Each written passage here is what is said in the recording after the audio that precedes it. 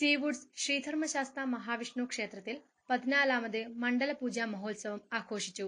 ക്ഷേത്രകർമ്മങ്ങൾക്കും വിശേഷാൽ പൂജകൾക്കും പുറമെ വർണ്ണശബളമായ രഥഘോഷയാത്രയും സംഘടിപ്പിച്ചു.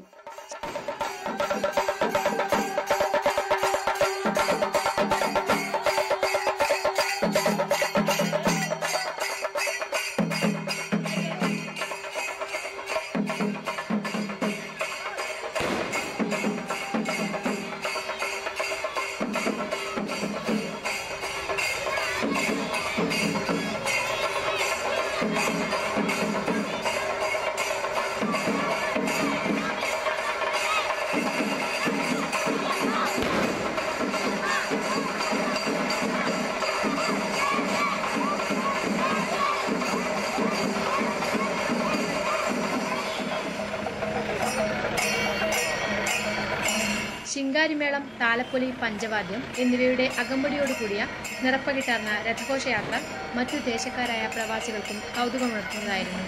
ആഘോഷ പരിപാടികളുടെ ഭാഗമായി വേദിയിൽ ശ്രീ ഇളവൂർ അനിൽ ചാക്യാർകൂത്ത് അവതരിപ്പിച്ചു.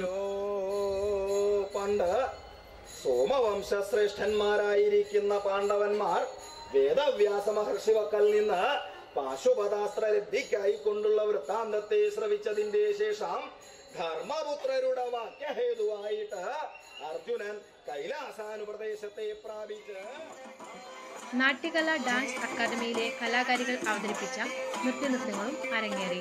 തുടർന്ന് ക്ഷേത്രത്തിലെത്തിച്ചേർന്ന ഏവർക്കും അന്നദാനവും നടത്തി.